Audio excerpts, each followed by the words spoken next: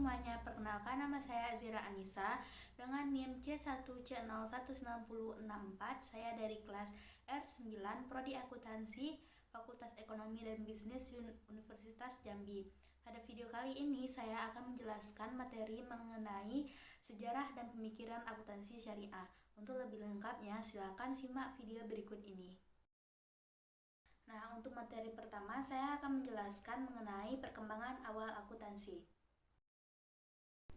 Perkembangan awal akuntansi. Pada awalnya, akuntansi merupakan bagian dari ilmu pasti, yaitu bagian dari ilmu pengetahuan yang berhubungan dengan masalah hukum alam dan perhitungan yang bersifat memiliki kebenaran absolut.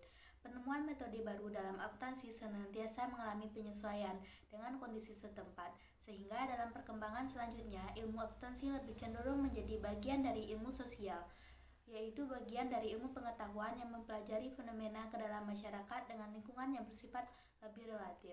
Perubahan ilmu akuntansi dari bagian ilmu pasti menjadi ilmu sosial lebih disebabkan oleh faktor-faktor perubahan dalam masyarakat yang semula dianggap sebagai sesuatu yang konstan, misalnya transaksi usaha yang akan dipengaruhi oleh budaya dan tradisi serta kebiasaan dalam masyarakat. Oleh sebab itu, akuntansi masih berada di tengah pembagian ilmu pengetahuan tersebut hingga saat kini. Selanjutnya saya akan membahas mengenai sejarah akuntansi. Sejarah akuntansi. Akuntansi merupakan salah satu profesi tertua di dunia dari sejak zaman prasejarah. Walaupun akuntansi telah dimulai dari zaman prasejarah, saat ini kita hanya mengenal Luca Pacioli sebagai bapak akuntansi modern. Pacioli seorang ilmuwan dan pengajar di beberapa universitas yang lahir di Tuscaya, Italia pada tahun 1445, merupakan orang yang dianggap menemukan persamaan akuntansi untuk pertama kali pada tahun 1945. Sementara Pacioli bukanlah orang yang menemukan double entry bookkeeping system, mengingat sistem tersebut telah dilakukan sejak adanya perdagangan antara Phoenix dan Genoa pada awal abad ke-13 Masehi, setelah terbentuknya jalur perdagangan antara Timur Tengah dan kawasan Mediterania. Menurut Vernon Kams 1990, ilmu akuntansi diperkenalkan pada zaman feodalisme barat. Namun setelah dilakukan penelitian sejarah dan arkeologi, ternyata banyak data yang membuktikan bahwa jauh sebelum penelitian ini sudah dikenal akuntansi. Perlu diingat bahwa matematika dan sistem angka sudah dikenal Islam sejak abad ke-19 Masehi. Ini berarti bahwa ilmu matematika yang ditulis Luca Pacioli pada tahun 1491 bukanlah hal yang baru lagi karena sudah dikenal Islam 600 tahun sebelumnya. Untuk materi ketiga, saya akan menjelaskan mengenai perkembangan akuntansi syariah. Zaman awal perkembangan Islam.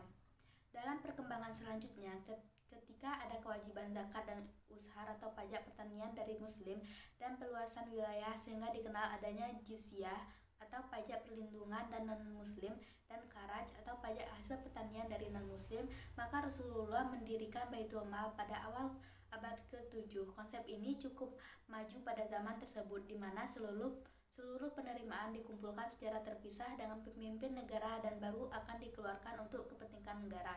Walaupun disebut pengelolaan Baitul Mal masih sederhana, tetapi Nabi telah menunjukkan petugas kadi ditambah para sekretariat dan cacatan administrasi pemerintahan. Mereka ini berjumlah 42 orang dan dibagi dalam 4 bagian, yaitu sekretaris pernyataan, sekretaris hubungan dan pernyataan tanah, sekretaris perjanjian, dan sekretaris peperangan. Zaman 4 Khalifah. Pada pemerintahan Abu Bakar, pengelolaan Baitul Mal masih sangat sederhana, di mana penerimaan dan pengeluaran dilakukan secara seimbang sehingga tidak pernah ada sisa. Perubahan sistem administrasi yang cukup signifikan dilakukan di era kepemimpinan Khalifah Umar bin Khattab dengan memperkenalkan istilah diwah oleh Sa'ad bin Abi Waqqas 636 Masehi. Asal kata diwas dari bahasa Arab, yaitu merupakan bentuk kata benda dari dawana yang berarti penulisan. Diwan dapat diartikan sebagai tempat di mana pelaksanaan duduk bekerja dan di mana akuntansi dicatat dan disimpan. Keempat, saya akan menjelaskan prosedur dan istilah yang digunakan. Prosedur yang harus dilakukan sebagai berikut menurut Said 2004. Yang pertama, transaksi harus dicatat setelah terjadi. Kedua, transaksi harus dikelompokkan berdasarkan jenis. Ketiga, penerimaan akan dicatat di sisi sebelah kanan dan pengeluaran dicatat di sebelah kiri. Keempat, pembayaran harus dicatat dan diberikan penjelasan yang memadai di sisi kiri halaman. Kelima, pencatatan transaksi harus dilakukan dan dijelaskan secara hati-hati. Yang keenam, tidak diberikan jarak atau penulisan di sisi sebelah kiri dan harus diberikan garis penutup. Ketujuh, koreksi atas transaksi yang telah dicatat tidak boleh dengan cara menghapus atau menulis ulang. Dan yang kedelapan, jika akun telah ditutup, maka akan diberikan tanda tentang hal tersebut. Kesembilan, seluruh transaksi yang dicatat di buku jurnal akan dipindahkan pada buku khusus berdasarkan pengulangannya. Yang kesepuluh, orang yang melakukan pencatatan untuk pengelompokan berbeda dengan orang yang melakukan pencatatan harian. Yang ke-11, saldo diperoleh dari selisih. Yang ke-12, laporan harus disusun setiap bulan dan setiap tahun.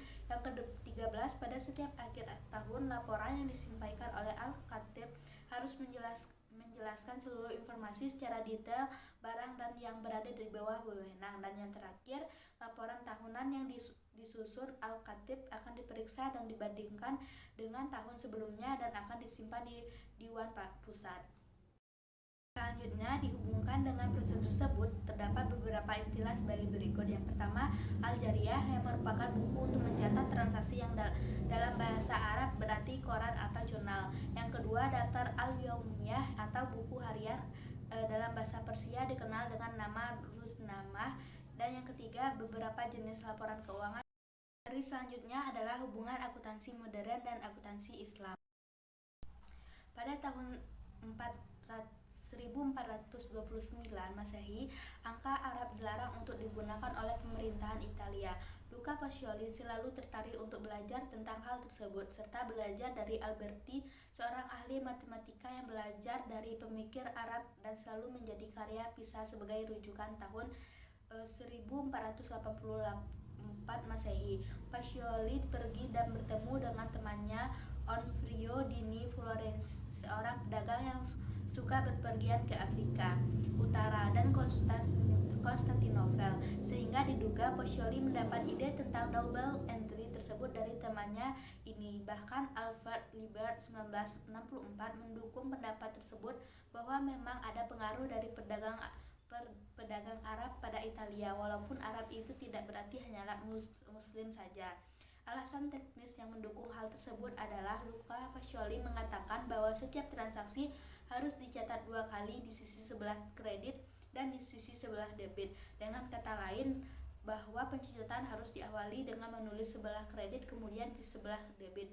Hal ini muncul dugaan bahwa Pacioli menerjemahkan hal tersebut dari bahasa Arab yang memang menulis dari sebelah kanan. Nah, itulah materi yang dapat saya sampaikan. Apabila terdapat kekurangan, saya mohon maaf. Saya akhiri dengan wassalamualaikum warahmatullahi wabarakatuh.